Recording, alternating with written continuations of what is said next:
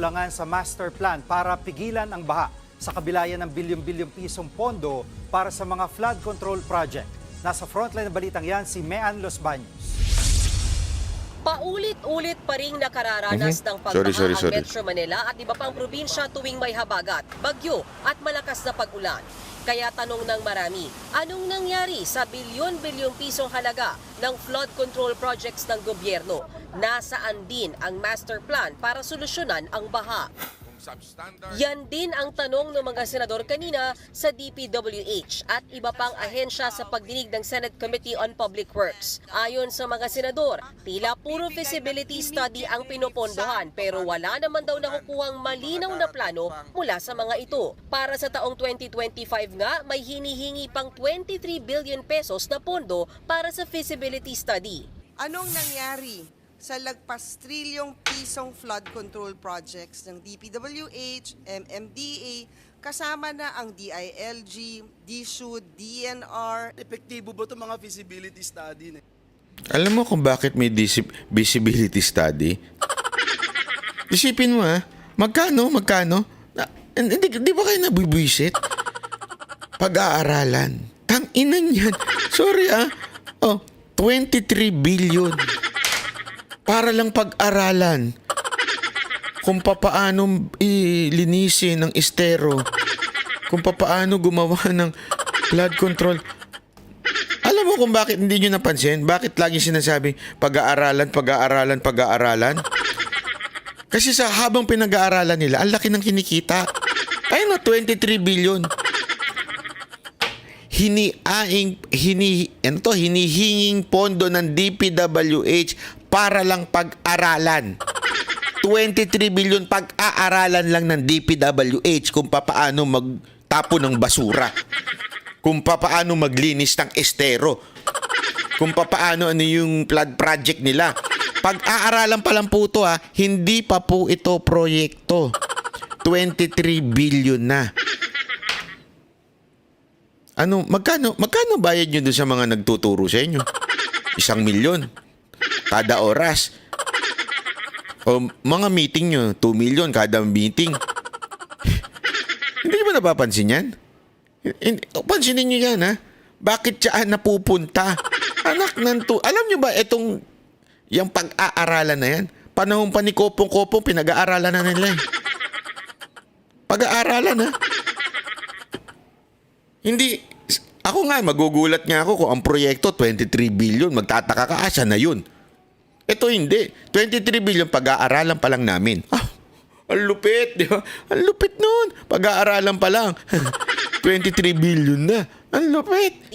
Anong nangyari sa lagpas trilyong pisong flood control projects ng DPWH, MMDA, kasama na ang DILG, DSUD, DNR? Epektibo ba itong mga feasibility study na ito? Ayon sa DPWH, mahigit 5,000 flood control projects ang natapos nila mula pa noong 2022. Kaso, maliliit lang daw ito at para lang masolusyonan ang pagbaha sa mga mabababang lugar. Sinabi ba yan ng presidente? Maliliit lang to. Itong 5,500 na to. Tandaan natin yung 5.5 na yan, that is from 2022. Yan yung pinagyabang ni Marcos na 5.5. Ano sabi ng DPWH? Maliit lang to Mga maliliit lang itong 5.5 na to. Ano yan? Yung isang karsada. Isang karsada, mababawasan ng baha. Ewan ko kung ano itong maliit na to. Tanginan nyo, pinagyabang nyo pa. Hindi, sorry doon nabibwisit ang tao. Di ba? Parang yung kay Ann Harot. Yung kay Ann Harot niya, nabibwisit yung tao. I-rewind mo na lang Ann Harot kung nandiyan ka pa. Kasi pagyayabang mo na magbibigay ka ng ganito, magre-regalo ako ng ganito. Regalo ako ng Ray-Ban, wala naman. Magre-regalo ako ng magazine ng ZZ Scorpion Evo, wala naman. Ganung-ganung style, wag mo nang ipagyabang. Nangyari kasi, nauna yung yabang. Di ba? Nauna yung yabang bago sa totohanin. Kung wala naman yung announcement sa SONA, totoo, kung wala yung announcement sa SONA na 5.5, hindi siguro may inis sa mga senador at saka yung mga magagalit yung senador sa DPWH. Pero hindi sila magagalit as parang init na ulo. Bakit? Tangina, pinagyabang nyo pa. Pinagyabang nyo pa, wala naman pala. Di ba? Pinagyabang mo pa. Parang nga si Ana Ruth. Kung wala ka naman, yung Ray-Ban, wala na. Yabang niya. Wala naman, sabi ko nga sa kanila, wala namang problema, sabi ko. Wala namang problema. Ikaw yung bida-bida dyan, nagyayabang dito sa group chat. Hindi, sige, padadada ko sa iyo yung Ray-Ban. Bigyan kita ng Ray-Ban. Pag ganyan-ganyan ka pa. Oh, tapos, ngayon, sabi mo sa group chat, talagang in-announce pa sa group chat. Oh, na-order ko na yung magazine mo. Oh, kala mo talaga, totoo eh. Pinagyabang pa, pero wala naman, sabi ni Boss Dada.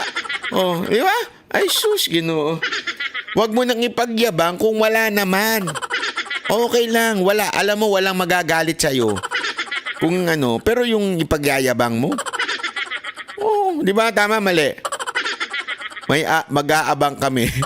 Kami ni Garski. Kasi si Garski kasama sa group chat yan ng mga moderator eh. Di ba? Bida-bida dun, oo. Na-order ko na. Alam mo talaga, totoo eh. Hindi mo gayahin si Boss Randel. Si Boss Randel, iba. Surprise attack yan. Si Boss Randel, pagka yan, abangan mo, di-deliver na. Ganun, hindi nga niya sasabihin kung ano yun eh. Basta abangan mo, di-deliver na. Ganun lang yun. Galing siya kay Ma'am Chua, yung asawa niya, di-deliver na. Ganun. Hindi ba, ang lupit? Eto si Ana Ruth, may nauunay announcement. Para kasi Bongbong, no? Nauunay announcement. Muli namang hinanap ng mga senador sa DPWH ang Integrated Master Plan na magbibigay sana ng malinaw na panuntunan para sa malalaking flood control projects. That there are Nasa Senate hearing si Ana Ruth.